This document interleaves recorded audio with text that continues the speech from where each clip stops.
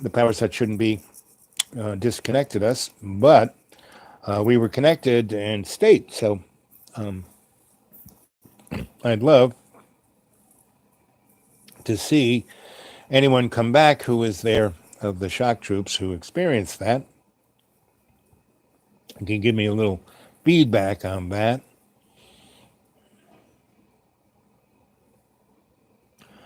So I'm going to wait 5 minutes. If no one shows up, I'm going to go to bed. Right?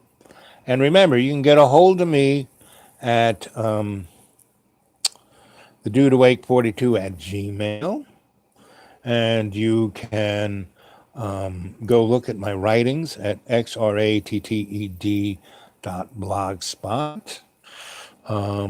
You can go back, and I suggest this, get yourself a little composition book and go back and look at past. Look at that. My hair is actually getting darker. It used to be this color. It's now, look at that. And I don't use anything from the bottle. Wonder if any of this is going to grow back. I'm not a guy who would do a comb over, no, no, or wear a rug. You know, again, that's kind of interesting because it's kind of what I was talking about when I opened my heart. I mean, actually, if you go back and look at a couple of days ago, my hair was not that dark. I love it when things like that happen. Like when a friend of mine, her car died, I kind of charged it. There was something wrong with it, not just the battery. And then we shamanically, thought, start engine. Vroom. I mean, these things are real. They happen. They're more powerful than any stupid crap that you might be told, right? And the news media. There's nothing to be scared of. Really. Anyway, 2 minutes and 30 seconds. Somebody jumped in and jumped out. Did you say anything? Hey, anybody got anything to say? Yoo-hoo! Yoo-hoo! Come on! Come on! How about, nobody else is online. How about you there, little miss? How about you, good old Sophia? Come on. Let's hear something from you. I know you're there. I feel you all the time.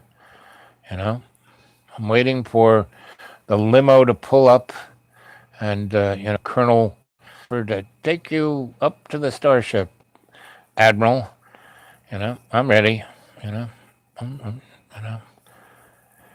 never gonna, again, I'm always willing to work for those who need me more than I need them. I'm ready for it. I'm ready for a road trip.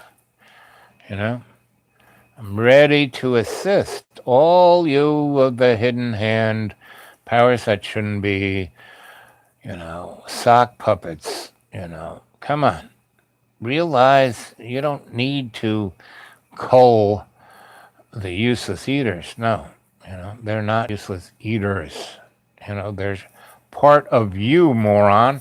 You know, they are part of your, and the reason you don't have a soul is that you don't realize that all of your relations, aren't expendable. They're part of you.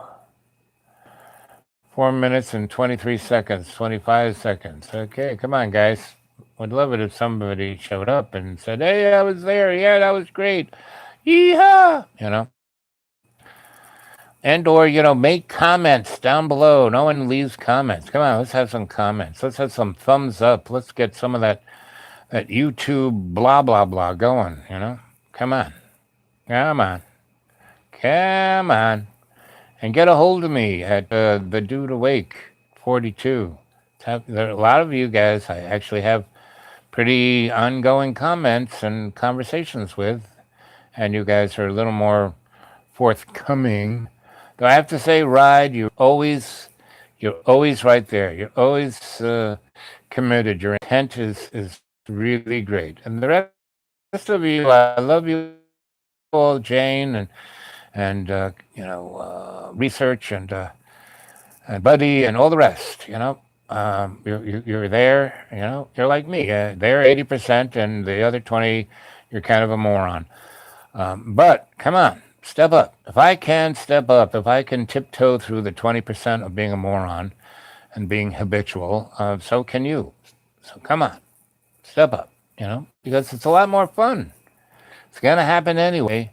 It's easier. Every time. I got like 4 teeth left, so they've pulled about 26 of them out already.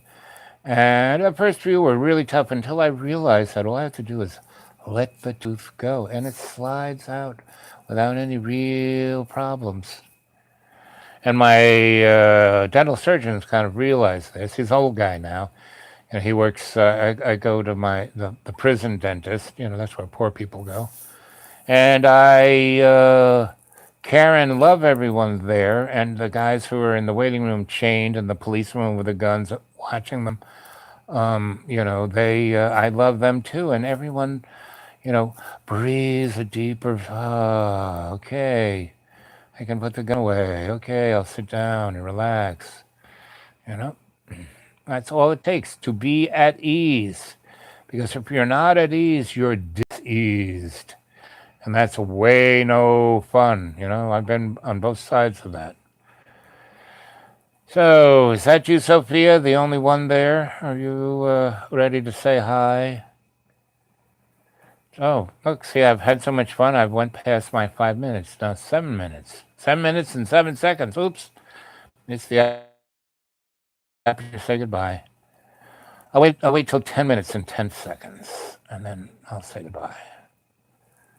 It's interesting how, we get to this really interesting place when we go into state. And I can feel you guys. I can help you feel each other. And then we go into some really transcendental, interesting experience. And then I'm knocked off the internet. Oops. But big deal. You guys in the shock troops, you're already there. You know? Oops. It doesn't matter. Oops. So when I was in Mexico City, doing all of that and experiencing these aftershocks, it was quite interesting because the people who freaked out are the ones who got hurt, more or less. And they were trying to protect their stuff. The other people, this one old guy, after the first really big shock, and I was like in a hospital, and he was working with me, and he was a doctor, but he wasn't, he is an old guy, stopped being a doctor, and he came to the hospital after. I mean, and Mexico City was flattened. It was unfreaking real. And the thing that was closest to it was, I don't know if you've ever seen that movie about the guy Constantine, right? And there's a number of different characters, and you see different, parallel plots. And one is this guy who's like sifting through the garbage in Mexico City, and his foot goes through the floor, and he like pulls his foot out, and he looks down in the hole, and he sees this thing wrapped up, and he pulls it out, and it's the spear of frickin' destiny, right? And he kind of unfolds it and picks it up, and everything turns to this like hellish kind of underground, everything being very weird, yet still the garbage dump of Mexico City. And that's what Mexico City looked like when I was there after the big one in the 80s. Anyway, I'm in this hospital, and there's a generator, and and there was a mechanic, a diesel guy, and he was working on getting the motor running. And this was a generator that was there but wasn't hooked up. And the primary generator that had been there was, when everything crashed and the power went off grid, this thing came on and brought them juice, and it had been running. And then one of the, aftershocks caused a harmonic resonant to set up, not just in the generator, but the transformer, and it fried that generator, right? So they went, and there was no hope of ever getting that back, right? So the other generator that they had replaced with this other generator that just fried itself, the mechanic guy got it starting, right? And the doctor guy was there with me, and he spoke English, and there was an electrician, a Mexican, not a union, like an electrician, a guy who would fix stuff for people, right? So he was there, and I was trying to get the transformer that was like ancient, kind of harmonized with the generator, and it was very interesting because of us, so the doctor could speak English, I could speak English, and I was learning Spanish because I'd been there, and everyone was speaking Spanish, and we became one mind, and our one mind fixed. I mean, if I was there, I could have probably got it doing the right thing, but it probably would have taken me weeks, and I probably would have needed electricity and a lot more tools than I had. But when the four of us were like this one mind, we went into that generator and transformer and the distribution switching. We went into it, and it was like watching Tron the movie, and it was quite extraordinary. And that's what I was feeling, the same thing just a few moments ago, and I don't know how much time I was before or after or when we were knocked off the internet. But that's why we were knocked off the internet, because the powers that shouldn't be, the sock puppets, hidden hand, are scared of that, frightened out of their wits. Yet they also, maybe not the sock puppets, but the hidden hand and the powers that shouldn't be also know that their only way of like getting what they want is to allow this to happen. So they're like really in a rock and a hard place. That's why we're still alive, right? That's why your Sensei Al Bob hasn't been offed. Very easy to off me, not a problem. And it'll be, if it's like, Obi-Wan Kenobi letting Darth Vader whack him on the Death Star, bottom line is it's not going to be a problem for me if somebody does that. That'll be great. I'll go home. They'll have the party. They'll have cake and balloons. And, I will have, stepped up, But, I know that's not going to happen because my masters don't want me to go that way. If I didn't die on a plate of spaghetti, I'm not going to die that way. So that's it. So here it is. Look at that. Lucky 1313. Okay, time to go. If that wasn't a synchronistic moment, I don't know what was. And nobody showed up. Somebody gave me a thumbs up. That was nice.